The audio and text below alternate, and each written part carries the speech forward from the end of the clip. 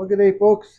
Today I'm going to be talking to the new guys and gals that are getting into the classic car hobby. There's a few things I'd like to share with you through my experience and whatnot, just to try to guide you through it, make it a little easier. It's a fantastic hobby. You're going to really, really enjoy it. I know I do. Anyway, stay tuned. I'll be back. Well, here we go. You just bought your new car, old car, classic, truck, whatever, or looking at buying it. I've got three things that are right off the hop that are really important. If you purchase a driver, you know what? You can still drive it, need some body work, whatever, doesn't matter. The worst thing you can do, take that car, drive it home, and start tearing it down. I think it's important that you enjoy driving your vehicle a little bit. Maybe do some cosmetic work on it, in between. Nice tune up, throw in some brakes, maybe some nice tires and wheels, just for now. But enjoy your car. There's nothing nicer than getting out, going for a cruise, having people wave at you and give you the thumbs up, and stop for gas, and they're chatting with you about your vehicle. It's awesome. So that's rule number one. Try to enjoy it a little bit before you tear it down. I got a story of my son. I won't say which one, but picked up a 1972 Demon Slant 6 automatic. Not just factory, nothing fancy, just little 14-inch wheels on it, whatever. Picks it up, brings it home. We're on the acreage at the time. I hear a horn beep. I come out of the garage, and there he is. He's doing a Smokey burnout with his little Demon Slant 6. Coolest thing you ever seen. Big grin on his face. Loving every second of it. Wheels it in, drives it in the garage. Him and his girlfriend at the time just start tearing it down, ripping out the motor and things. And I'm thinking to myself, you know what? That's a nice running little car. Why don't we just throw some tires and wheels on it, sharpen it up a little bit, give it a nice wash, wax, whatever, tune it up. But anyways, long story short, 6 years later, we're selling it. No engine, no tranny in it. Guy from Saskatoon bought it, came, picked it up. And it's too bad because it would have been a nice little car. But first thing he did, ripped out the motor, tranny, started doing some other work to it, and finally lost interest. That's the biggest thing with these cars in this hobby, is people lose interest. And he lost interest because he wasn't getting the enjoyment of it, the enjoyment of owning it and tinkering with it. And so that's number two. Number three, and this has been going on for years, and it's kind of a pet peeve of mine. A buddy of mine, 41 Ford, 49 Ford, sorry. Beautiful car. Cool car. Anyways, he did the same thing, gets his car, drives it home. It's got a straight six in it or something, it doesn't matter. Rips it out, has another buddy of ours, and goes, you should put a 350 in that. Okay, Chevy 350. Why not? They're dependable. They parts all over the place, cheap, or cheaper than the other manufacturers. Anyways, goes and does that. Puts that 350 in, which is cool. He did it. Looked not bad. Sounded awesome. Drove really quite nice. Wanted to get something else. Wanted to sell it. And the Ford guys are going, Chevy powertrain in a Ford? Man, yeah, no. Uh, and that happens all the time. Uh, it's really finicky. Us car guys are finicky that way. I'm a Mopar guy. I love all cars. Don't get me wrong, and don't hold that against me. But I'd be the same way if my son had that Demon and put a 350 Chev in it. I'd be going like, seriously, why would you do that? Keep it same manufacturer. Put a 340, ideally, something like that. Same with that old Ford. Even put a newer engine in that 49 Ford. Put a Coyote engine from Ford into it, or whatever. But just try to stay manufacturer with manufacturer, and when you do go to sell it, or even just show it off, um, people will be impressed. So that's rule number 3. So I'm going to be back here right away. I've got some thoughts on some ideas for you new hobbyists out there that I'd like to share. Well, I'm back. Hopefully, it wasn't gone too long. And go top up my coffee. Uh, One of the most important things in the morning in a lot of people's lives. Anyways, so you have this vehicle now, and you're going, what do I do? Where do I start finding parts? And that's what I do. I sell all kinds of car parts. I've got, of course, Mopar stuff, and I've got Chevy and Cadillac and Ford, all used parts. I don't have any remanufactured stuff. Um, all these parts came off another vehicle somewhere. So when you're looking at parts, I'm talking taillights and seats and mirrors and bumpers and fenders and things like that. When you're looking at parts, my suggestion, um, try to stay local if you can. It costs a lot to ship parts and whatnot. So when I sell my parts, it's mostly local. Uh, and I try to, when you're selling parts, you got a list of categories that you got to list them at.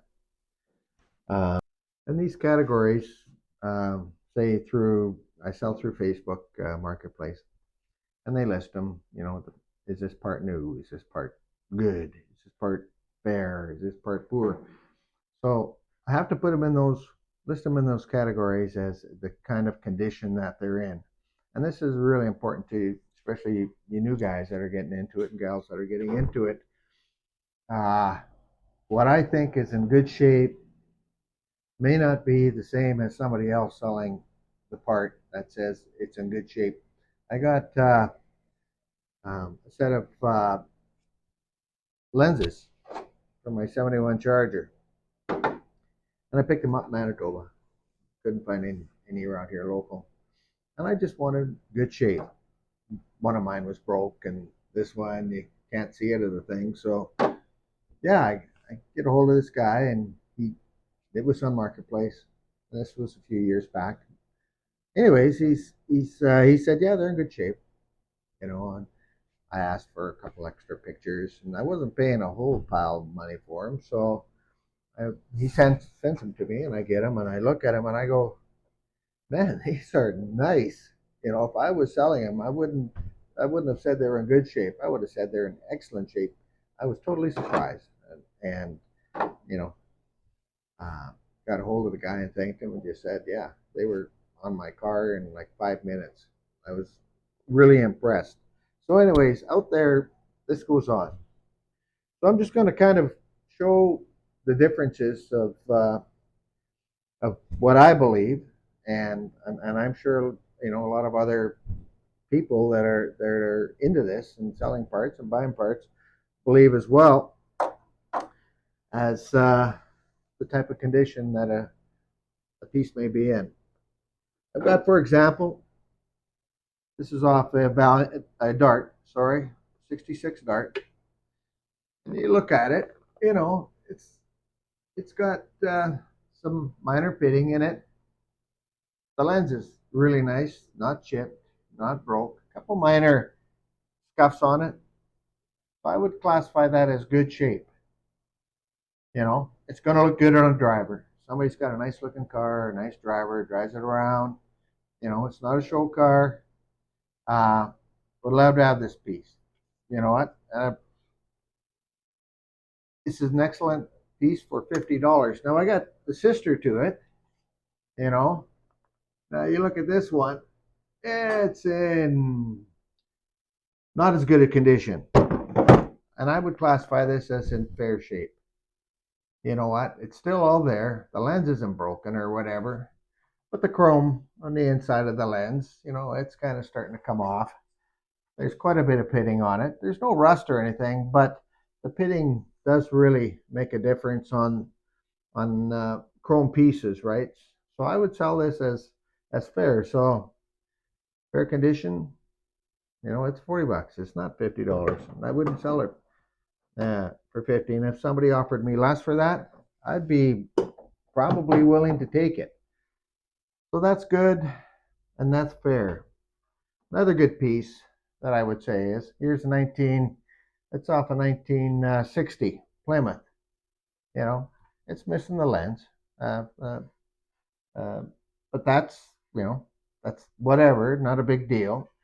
But no damage. It's got some minor pitting. The other lens is in really nice shape. You look at the back of it. All the mounting stuff on the back. I mean, this piece, I would say, is in good condition. Not excellent, but it's in good condition and it's way better than fair condition. I've got the sister to this as well, and it's got one of the corners here. It's got just a slight dent in it. I would still classify that as good condition, just because you walk up to this piece at a car show or whatever, and from 10 feet away, you're gonna say, "Man, that looks good. That looks really, really good." I've got some other things that, you know, fair condition to poor condition. I got a 56 Custom Royale. And if you get a really good look at that, it's pitted bad, quite a bit of rust on the bezel, and yeah, the lens is okay, got a slight crack in it, but it's fair condition. You know, close to poor. This is poor condition. But, somebody out there that doesn't have one of these, or the one he has is broken, or it's a very rare piece, would probably buy it, right? Uh, so we've talked about poor condition, fair condition, good condition.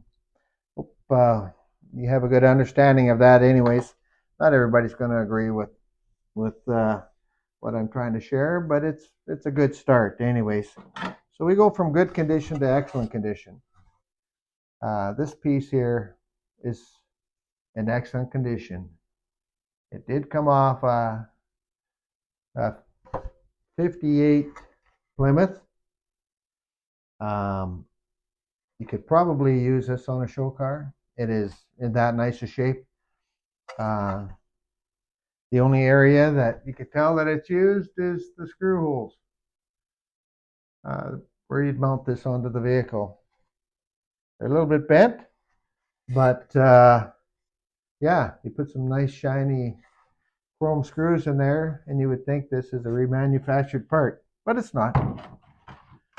I've got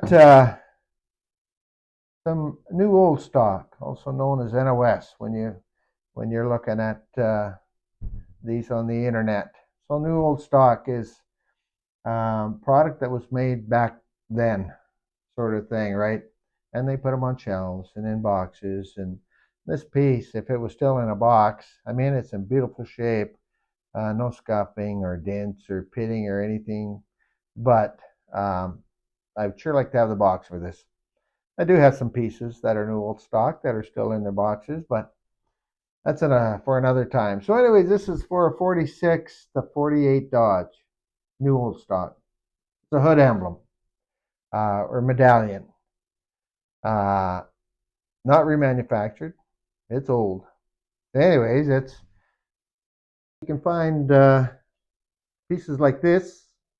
You're lucky. You know, you don't have to do anything to them. You don't have to re-chrome them. You just have to bolt them on, and they look super. Um, The only other subject would probably be remanufactured parts. They're available all over the place out there, especially for Chevys. A little bit Ford, a little bit for Mopar, but mostly Chevy products. I picked up a '62 Chevy pickup at a farm auction, southern Saskatchewan, a few years back, and brought it home. And a friend telling me about LCM. I want LMC, LCM. I don't know. That was a while ago. It's a catalog. And it's got all the parts for 1960 to 1966 Chevys in it, pickups, and they do other vehicles as well. But anyways, I'm looking through this book and checking this off and that off, and chrome bumper, whoa, and a chrome grill, and you're just.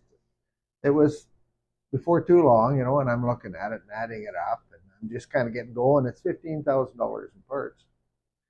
I'm going, well, I could probably, buy a nice '62 Chev pickup, 20 grand, 25 grand. That looks pretty sweet. So, it's buying these parts, it's pricey.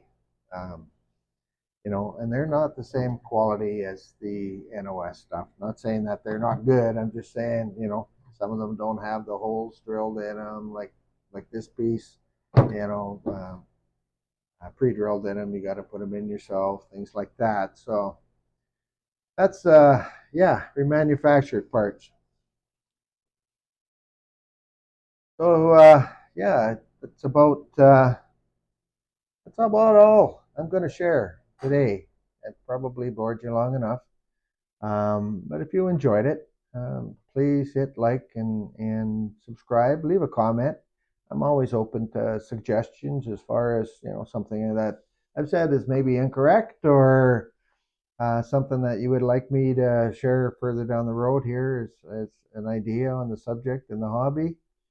I'm always open to suggestions. So, anyways, thanks for checking us out, and take care. Love you guys.